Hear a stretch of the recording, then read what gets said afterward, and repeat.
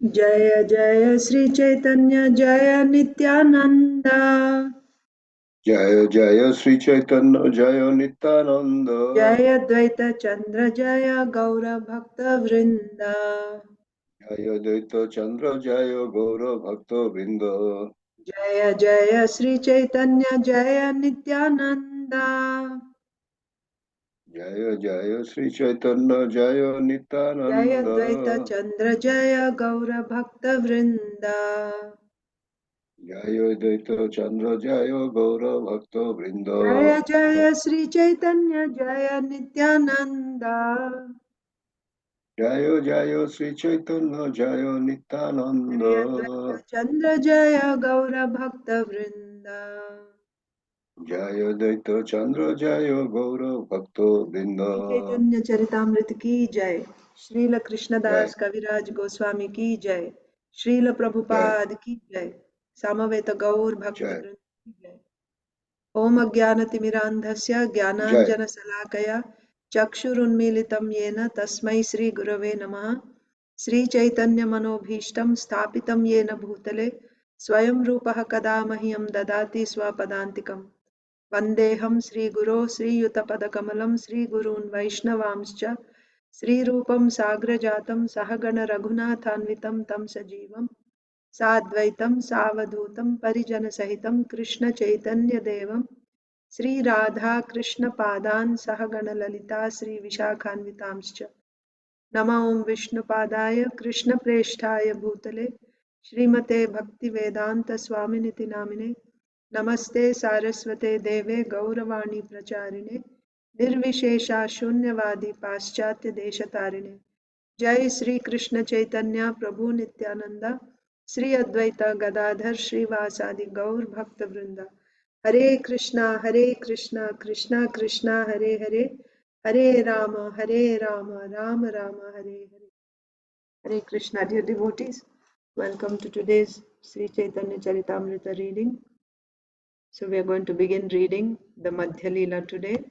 So we are reading from Sri Chaitanya Charitamrita, Madhya Leela, chapter 3. So chapters 1 and 2 were a synopsis of all the pastimes that happened after Mahaprabhu's accepting sannyas. So the later pastimes are divided into two sections, Madhya Leela and Antya Leela. The first chapter talked about the Madhya Leela and the second chapter talked about the Antya Leela. So now we are going to begin the actual Madhya Leela pastimes described elaborately. So this is chapter 3 of Madhya Leela. This chapter is entitled Lord Sri Chaitanya Mahaprabhu's Stay at the House of Advaita Acharya. So, this is the summary of this chapter. In his Amrita Pravaha Bhashya, Srila Bhaktivinoda Thakur gives the following summary of the third chapter. After accepting the sannyas order at Katwa, Sri Chaitanya Mahaprabhu travelled continuously for 3 days in Radha Desh, and by the trick of Nityananda Prabhu, eventually came to the western side of Shantipur. Sri Chaitanya Mahaprabhu was induced to believe that the river Ganges was the Yamuna.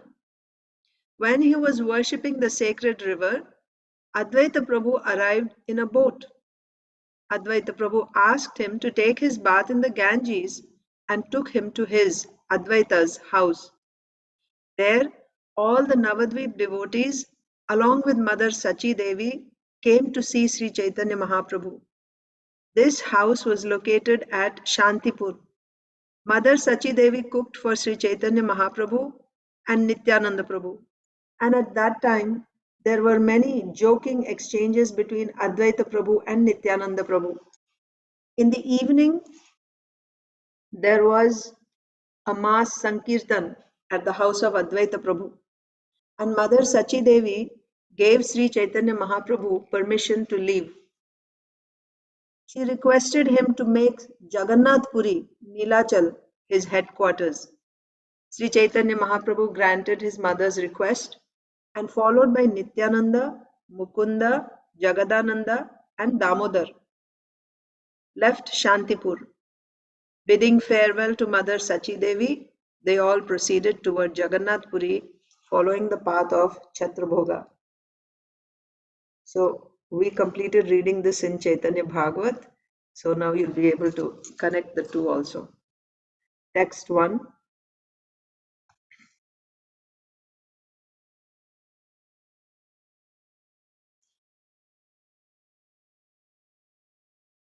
न्यासं विधायोत्प्रणयोऽथ गौरो वृन्दावनं गन्तुमनाभ्रमाद्यः राढे भ्रमं शान्तिपुरीमयित्वा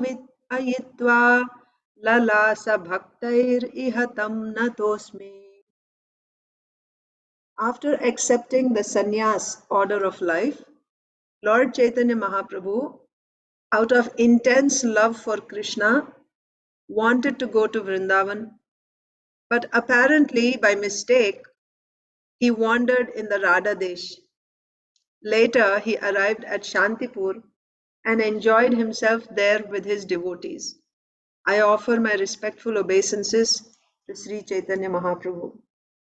So, as you all remember, the Madhya Leela of Caitanya Charitamrita begins right after Mahaprabhu's acceptance of sannyas. Adi Leela ends with Mahaprabhu's acceptance of sannyas, and whatever happened immediately after his accepting sannyas, that is the start of the Madhya Leela. So we saw Mahaprabhu went to Katwa and accepted sannyas from Keshav Bharati Maharaj. And then there was great kirtan. Mahaprabhu induced everyone to perform kirtan. Even Keshav Bharati Maharaj was dancing in ecstasy. Now Mahaprabhu decided, I'm going to enter the forest. And he sent some devotees, one devotee, to go and inform in Navadvip to the devotees. And then Keshav Bharati said, I will also go with you. So Mahaprabhu said, okay. So they entered the forest. So what was the idea? Out of great separation from Krishna, out of great love for Krishna, Mahaprabhu headed towards Vrindavan. But apparently, it appears like he was mistaken. How can the Supreme Lord be mistaken? But apparently, he was mistaken. And instead of going towards Vrindavan, he ended up going to Radha Desh. Radha Desh is the province in which you find Ekachakragram. So Radha Desh. And also Radha Desh is the place where the river Ganges does not flow. So then why did Mahaprabhu go to Radha Desh? Because he we'll just continue reading. So for 3 continuous days, Mahaprabhu traveled in Radha Desh, and then he was tricked by Nityananda Prabhu into going to Shantipur. So then they found river Ganges, and Nityananda Prabhu told Chaitanya Mahaprabhu, oh, we are here in Vrindavan. Because Mahaprabhu was in such ecstasy, he was not in external consciousness. So, oh, this is Vrindavan, this is the river Yamuna. And Mahaprabhu was actually thinking that, 3 days later, now he is in Vrindavan. Walking, he has arrived in Vrindavan. So, he was there on the banks of river Ganga, thinking that this is the river Yamuna and that he has arrived in Vrindavan.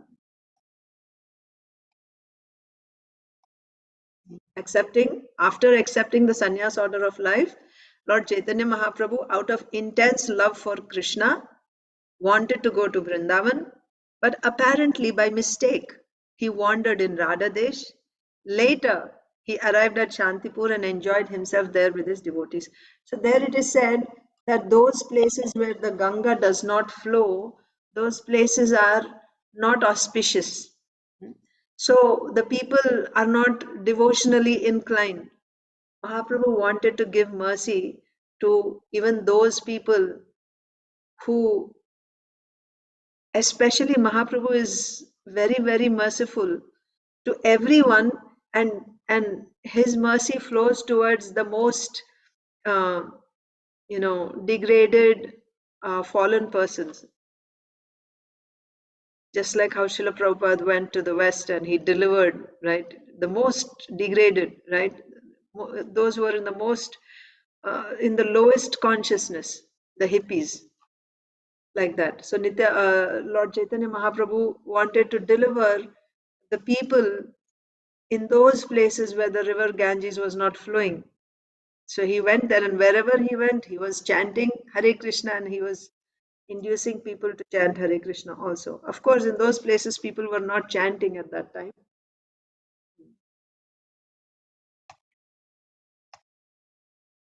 Okay. So he wandered in the Radha Desh. Later, he arrived at Shantipur and enjoyed himself there with his devotees. I offer my respectful obeisances to Sri Chaitanya Mahaprabhu. Jaya Jaya Sri Chaitanya Jaya Nityananda Jaya Dvaita Chandra Jaya Gaura Bhakta Vrinda. All glories to Sri Chaitanya Mahaprabhu, all glories to Nityananda, all glories to Advaita Prabhu, and all glories to all the devotees of Lord Chaitanya headed by Srivas. So, you have Mangala Charana at the beginning of the whole work, and also at the beginning of each section, and also at the beginning of every chapter, right? So Mangala Charana is of different types.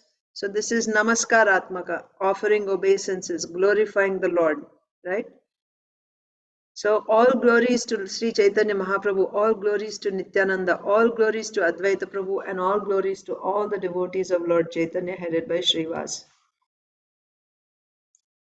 Chabbisha Vatsara Sesha Jai Magha Masa Tara Shukla Pakshe Prabhu Korila Sannyasa. At the end of his 24th year, in the month of Magh, Sri Chaitanya Mahaprabhu accepted the sannyas order during the waxing period of the moon. So, Mahaprabhu's birthdays or appearance days, Gaur Purnima. Gaur Purnima comes in the month of March. And just a month and a half before that, or about 1 month before that, during the month of Magh. So this is January. To be more specific, this is the time of Makar Sankranti. So at that time, just a month before he completed his 24th year, during the last part of his 24th year, Sri Chaitanya Mahaprabhu accepted the sannyas order during the waxing period of the moon.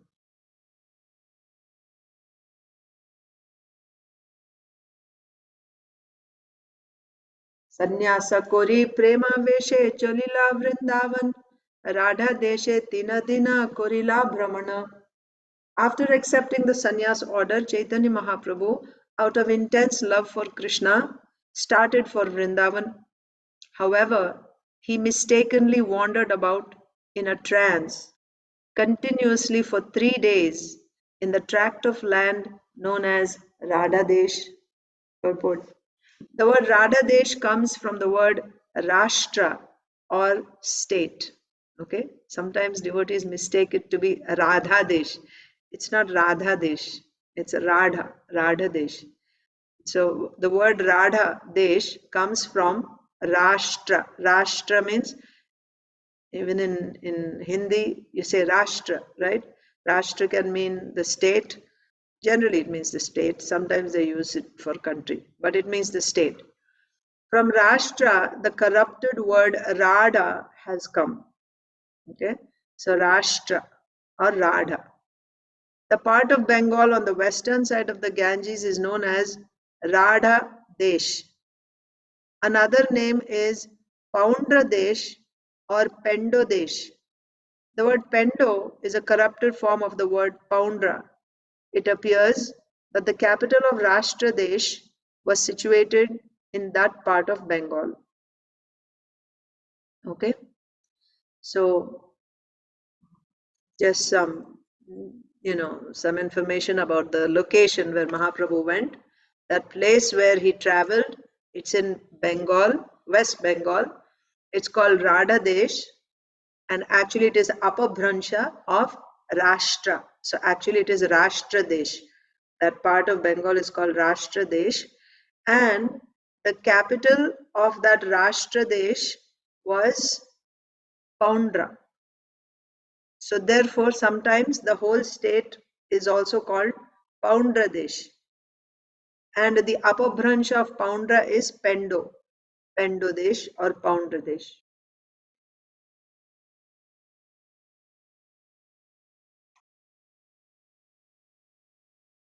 ए श्लोक पुड़ी प्रभु भावेर आवेशे भ्रमिते पवित्र कैला सभा राढ़ देशे. Passing through the tract of land known as Radha Desh, Sri Chaitanya Mahaprabhu recited the following verse in ecstasy.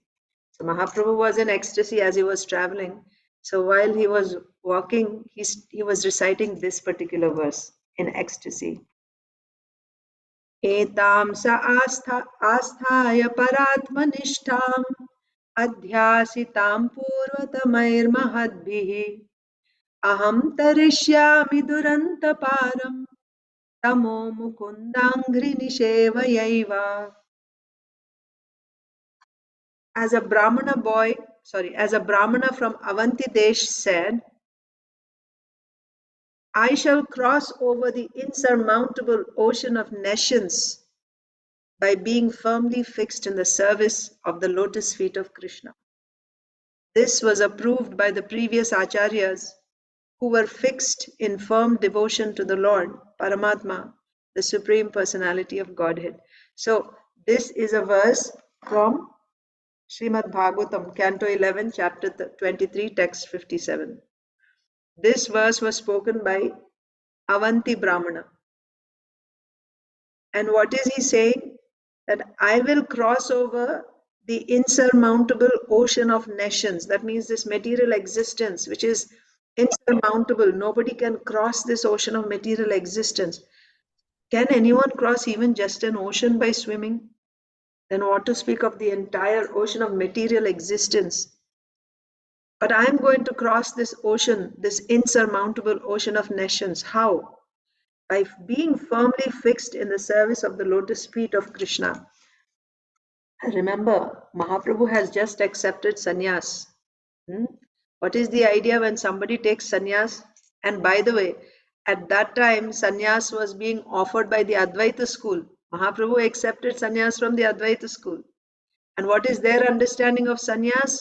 Sannyas means now I have become Narayan, right? They feel like that. Actually, it's not true. Actually, accepting sannyas, even in the Jnana Marga, it is not that now you have become Brahman. The qualification for acceptance of sannyas is you have to get purification of the heart. What is that purification of the heart? That you don't identify yourself with this body anymore. You identify yourself as a spirit soul, as the spirit soul. So, but anyway, there is the supreme, right, spirit, and there is the individual spirit soul. In the Jnana path, there is no this differentiation, and their understanding is that when you accept sannyas, or when you realize that you are the spirit soul, then your avidya is removed, but still there is the covering of vidya. In fact, it is the vidya which gives you the realization that you are the spirit soul. But that is not the end. The ultimate end, according to the Jnana path, is to even overcome this vidya that I am a spirit soul. Actually, I am one, right? There's no differentiation between you, me, and all these things. In the ultimate issue, there is only Brahman. Brahman is only everything. But right now, being covered by the material energy, In what way? So those who are covered by the modes of passion and ignorance are covered by avidya, and they consider themselves to be, they see various identities of themselves as I am a woman, I am a man, I am a dog, I am a cat.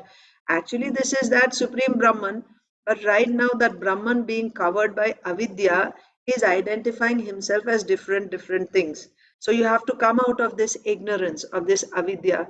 So for that, first of all, they practice Nishkama Karma Yoga. Nishkama Karma Yoga means you perform karma, you do your activities, but you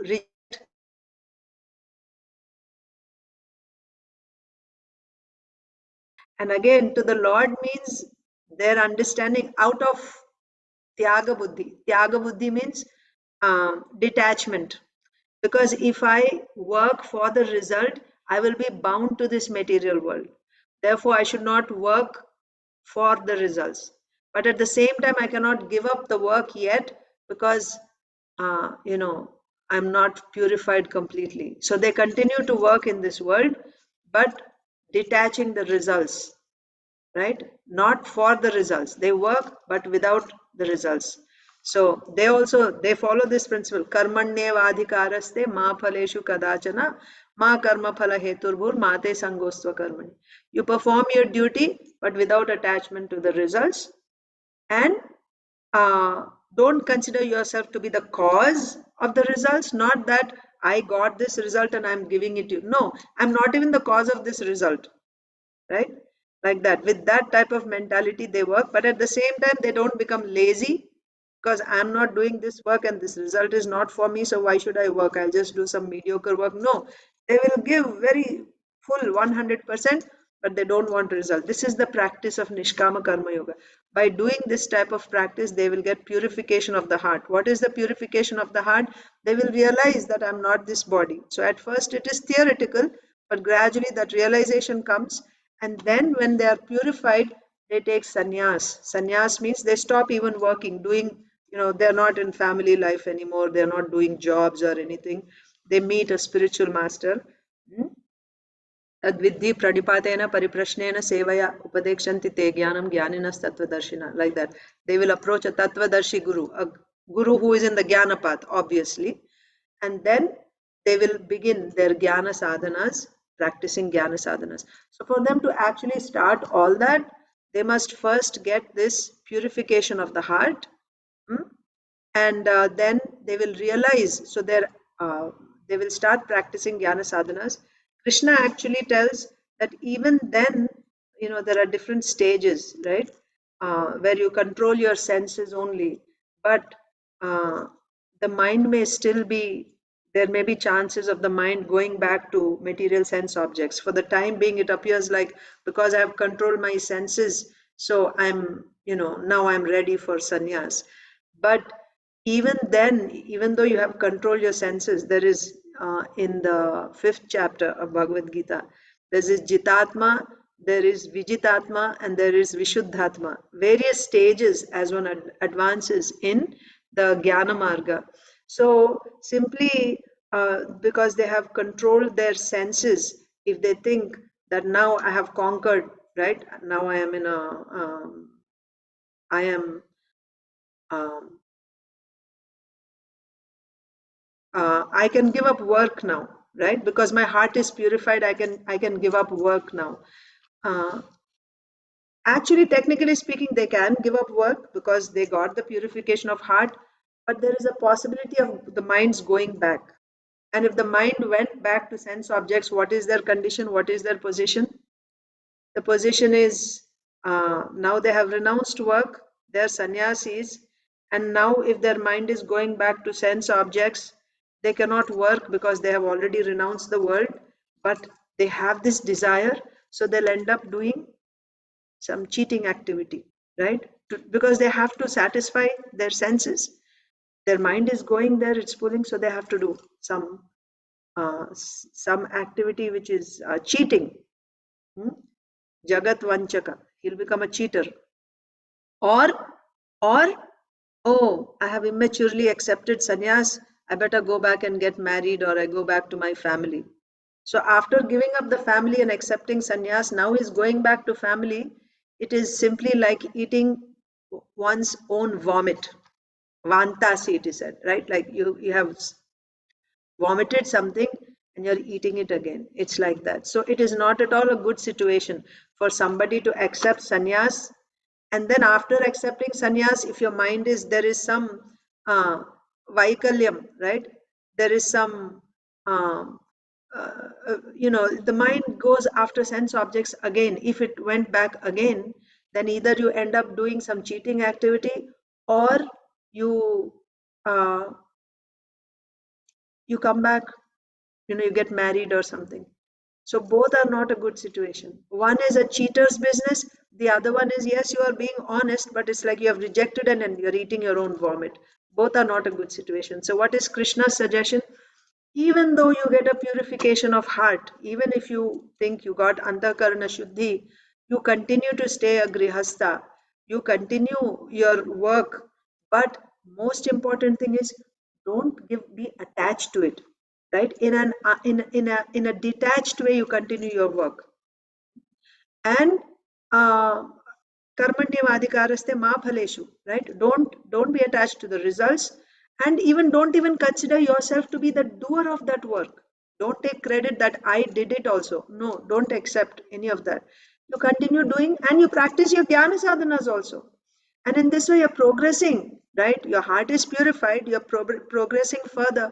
You go to higher and higher levels, where not only are your senses controlled, but soon your mind is also fixed. Mind doesn't waver. And you even go to the stage where your intelligence is fixed. Right now, you're fixed in the understanding that, of Brahman. So actually, there are stages that they go through. First, when they practice their jnana sadhanas, they have already realized that I'm not this body, I'm a spirit soul. And then they realize Paramatma in the heart. By those jnana sadhanas, they see Paramatma. But because they have already set their goal as Brahman, so when they see Paramatma, they don't feel this devotion. And naturally, you will feel, but they suppress their feelings there. Because this is not my goal. I should not get distracted by this. My goal is Brahman.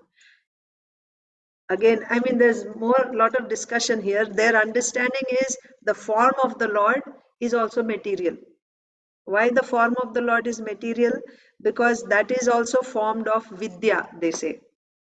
So we don't want, we want to come out of this material world altogether. My body is made of avidya, modes of passion and ignorance. The Lord's body is made of vidya, mode of goodness, but we don't want any of this. We don't want passion, ignorance, or goodness. We want to transcend it. Again, this is just the Advaita philosophy. This is not the reality. This is Advaita philosophy or Shankaracharya's philosophy. So then, even though by their jnana sadhanas, after realizing that they are the soul, when they realize Paramatma, they turn away from Paramatma. They practice such severely, they practice their sadhanas and look away. Instead of looking at Paramatma, they will look at some empty space in the heart, Hridaya Akasha, and then they will focus there and they will further progress, ultimately realizing they don't see any difference between himself and Brahman, right? They don't even see a difference. That's called Brahma Bhuta stage, where now you are not even seeing and you're fixed in that. So Vishuddhatma, Yoga Yukto Munir Brahma, right? There is one verse in the 5th chapter. Jitatma, Vishuddhatma, and Jitatma, Vijitatma, and Vishuddhatma. Vishuddhatma means your buddhi is fixed now. It is fixed in Brahman. And then ultimately, you have to give up even that vidya, right? And then you have to go and merge into Brahman. This is the process of the Gyanis. So they have to, acceptance of sannyas is essential for the Gyanis. Although this is the actual process, many sannyasis, most sannyasis, as soon as they take sannyas, Vimukta Manina, Srimad Bhagavatam says, they think, this is their imagination, that now I have become liberated. I have taken sannyas, so now I am liberated. And then they address each other because their understanding is everyone is Brahman. But the people in this world who are engaged in activities, they are Brahman in illusion. I am Brahman who's liberated. That's their philosophy.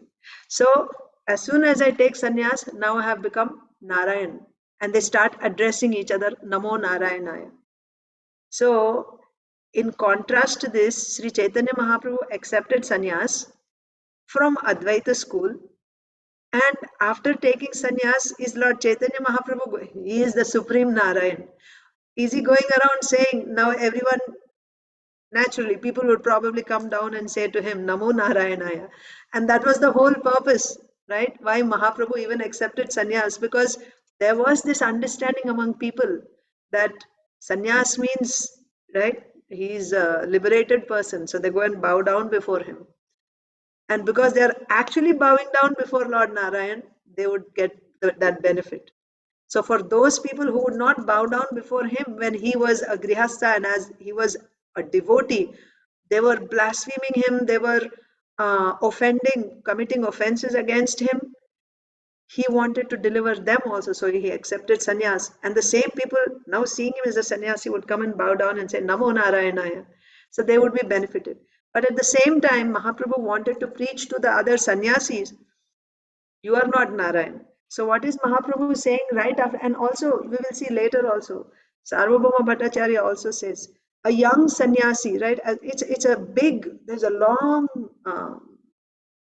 like a instruction given by Sarvabhauma Bhattacharya to Sri Chaitanya Mahaprabhu when he meets. We read this in Chaitanya Bhagavat. Why did you accept sannyas? It is such a maya, because as soon as you take sannyas, this is how the mind works. Now you think that you're on top of the world, because the scriptures say that you are the topmost of the varnashram system, right? There is Brahman, Kshatriya, Vaishya, Shudra, Brahmachari, Grihastha, Vanaprastha, Sannyas. Of all the 8 varnas and ashrams, the topmost is the sannyasi. In any family, if one person takes sannyas, then his ancestors are delivered, they all get liberation, so on and so forth. So naturally, when a person takes sannyas, this feeling comes that now I am liberated, I am the great. It's very hard to overcome that. And what to speak if you are a young person, a very handsome, very attractive person, and you're a sannyasi? It's very, very difficult. It would have been better if you just stayed. You are already doing devotional service. Sarvabhauma Bhattacharya tells Chaitanya Mahaprabhu. You have the type of devotional service that you have. It is very rare. Sarvabhauma Bhattacharya saw Mahaprabhu when he first entered Jagannath Puri, how he fainted seeing Jagannath. And he personally studied the symptoms on his body. He could see that this is a rare type of ecstasy that this person is experiencing. So you have such devotion. You already had it before taking sannyas. Why did you take sannyas? Right? This is a big obstacle in the path of your devotional service. Like that, Sarvabhauma Bhattacharya is saying. And it is a fact, right? Power of Maya is very strong. And what to speak of, you follow the philosophy, you think that now I have become Narayan. So instead of making progress, you fall right on your face. So what is Mahaprabhu doing here after taking sannyas? He just took sannyas and is reciting this verse in ecstasy. What is this verse saying? This is a verse from Srimad Bhagavatam. Avanti Brahmana is saying, I shall cross the insurmountable ocean of nations, not because I have taken sannyas, or nor is he saying that now I have crossed the ocean of sannyas because I have rejected this world. Now I am, no, that's not his mode. Rather, he's saying that I shall cross this insurmountable ocean of material existence, nations, by being firmly fixed in the service of the lotus feet of Krishna.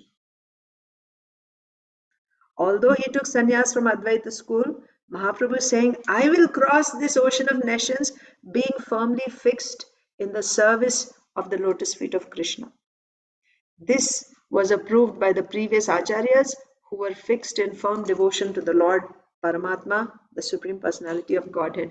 And also, one more important point is, I'm not saying this out of just my own sentiment or my personal opinion or my friend's opinion or my grandmother's opinion. No, this is confirmed by all the acharyas, right? So Mahaprabhu is reciting this verse as he's traveling in Radha Desh. This was approved by the previous acharyas, Mahajano Yena Gatasya Pantha, who were fixed in firm devotion to the Lord. Purport. In connection with this verse, which is a quotation from Srimad Bhagavatam 11:23-57, Srila Bhaktisiddhanta Saraswati Thakur says that of the 64 items required for rendering devotional service, acceptance of the symbolic marks of sannyas is a regulative principle. Okay? Srila Bhaktisiddhanta Saraswati Thakur is saying that of the 64 items required for rendering devotional service, acceptance of the symbolic marks of sannyas is a regulative principle. If one accepts the sannyas order, his main business is to devote his life completely to the service of Mukunda Krishna. If one does not completely devote his mind and body to the service of the Lord, he does not actually become a sannyasi. It is not simply a matter of changing dress. In Bhagavad Gita 6:1, it is also stated, Anashritaha karma phalam karyam karma karoti yaha sa sannyasi cha yogi cha. One who works devotedly for the satisfaction of Krishna is a sannyasi. The dress is not sannyas, but the attitude of service to Krishna is sannyas. Then what is a requirement? If you want to perform devotional service properly, the requirement is everyone must be a sannyasi, isn't it? Srila Bhaktisiddhanta Saraswati Thakur says that of the 64 items required for rendering devotional service, acceptance of symbolic marks of sannyas is a regulative principle. So then what does that mean? Everyone must wear saffron, everyone must take a danda. Is that the point? Then Srila Prabhupada is saying, quoting from Bhagavad Gita, chapter 6, text 1. What is real sannyas? Sannyas means giving up attachment to the fruit of your work. And the credit that we take that I have done this, right? Being attached to the fruit of the work. Anasaktasya vishayan. So you give up the karyam karma karoti yaha. Without attachment, one does as a matter of duty. One works as a matter of duty. And what type of work is he doing, by the way? So Vaishnav sannyas means with your body, mind and words, because it is Tridandi sannyas. Tridanda means body, mind and words. With your body, with your mind and with your words. You are dedicating your body, your mind and your words to the service of Krishna. That means with your body you won't do anything other than service to Krishna. With your words you won't speak anything other than that which is service to Krishna. And with your mind, you will not contemplate, you will not think or plan anything which is not service to Krishna. This is sannyas. And this acceptance of sannyas is a requirement for doing pure devotional service. So everyone must do this. Simply accepting the dress of a sannyasi is not sannyas. Sannyas means this, means not being attached. So if you have dedicated your body to the Lord, then where is the question of taking credit for what you have done? This is not my body, this is the Lord's body, and this is His instrument. It's just like I have a marker, right? With the marker, I highlight something. So can this marker say that I have highlighted it? It is my, see, I did this work. The marker takes no credit. The credit goes to the person who is writing it. This is an instrument in the person's hand. So if I have dedicated my body to the Lord, my mind and my words to the Lord, where is the question of my taking any credit for what I have done? I have become an instrument in the Lord's hand, and He is working with me. Like you make sabji with a spoon. Does the spoon take credit? I made this sabji. Or does the kadai, the pot, take credit that I have made this sabji? Or just does the stove take the credit that, I have made it? Because without me, the sabji cannot be made. No. The person who's actually doing it, using all these things, it is that person's credit. He or she has made it. So similarly, if this body, mind and words is dedicated to Krishna, now it becomes the instrument in the hand of Krishna. Then all credit goes to Krishna. Whatever wonderful things are done with this body, with this words, with this mind, it's not mine, it is Krishna's. That is why it is Krishna consciousness. That consciousness, when we develop that consciousness that I'm not doing, this is all Him doing through me, I'm just an instrument. When I get that type of consciousness, then I can understand I'm actually progressing in Krishna consciousness. Until then, I'm aspiring, I'm trying to be Krishna conscious. It's easy to understand, isn't it? If we are honest to ourselves, we can see to what extent I'm Krishna conscious. So, sannyas, what is real sannyas? That is being explained here. Srila Bhaktisiddhanta Saraswati Thakur says that of the 64 items required for rendering devotional service, acceptance of the symbolic marks of sannyas is a regulative principle. So we may not think symbolic marks means say, wearing a saffron dress or danda and, no. Srila Prabhupada explains that if one accepts the order of sannyas, what are the symbols? His main business is to devote his life completely to the service of Mukunda. And that's what this verse is saying, that Sri Chaitanya Mahaprabhu is reciting. By being fixed, firmly fixed in the service of the lotus feet of Krishna. That is a symbol of sannyas. Complete dependence on Krishna. No dependence on anything or anyone else. Where will I get my food? Where will I get my accommodation? If I fall sick, how will I? No. His only dependence is on Krishna. Whatever else he does, even our sannyasis, they're traveling, they carry a passport and all that. That is just external. The rules that are to be, it's called loka sangrahartham, right? For this world. You just do it in this world or you follow this. But in their heart, they don't have any dependence on that. Their dependence is only on Krishna. Only then can one accept sannyas. Otherwise, if he takes sannyas immaturely, what happens? As we discussed earlier, again his mind will go and then either he'll have to fall back or he'll commit some sinful activities. So therefore, acceptance of sannyas has to be done in maturity. So if one does not completely devote his mind and body to the service of the Lord, he does not actually become a sannyasi. So externally he may have the sannyas dress, but he's not a sannyasi. If his body, mind and words are not completely dedicated, he may be having the sannyas dress externally, but he's not a sannyasi. It is not simply a matter of changing dress. In Bhagavad Gita, it is also stated, anashritaha karma phalam karyam karma karoti yaha sa sannyasi cha yogi cha na niragnir na chakriha. Yeah, I was quoting some other verse, anasaktasya vishayan. This is anashritaha karma phalam. Anashritaha, you're not taking shelter in the result of your work. Anashritaha karma phalam. Karyam means duty. Karma karotiha. You do it as a matter of duty. But you have no attachment to. When one works like this, he is a sannyasi. And there further on it is said, not one who lights no fire, right? And does no duty. That's not a sannyasi. No, he'll do the work, but he won't take any credit. He is a sannyasi. One who works devotedly for the satisfaction of Krishna is a sannyasi. The dress is not sannyas, but the attitude of service to Krishna is sannyas.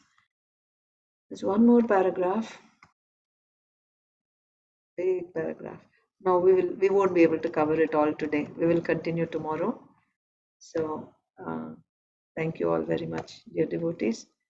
We will continue this purport tomorrow. Hare Krishna. Hare Krishna, Mataji. Hare Krishna. Hare Krishna.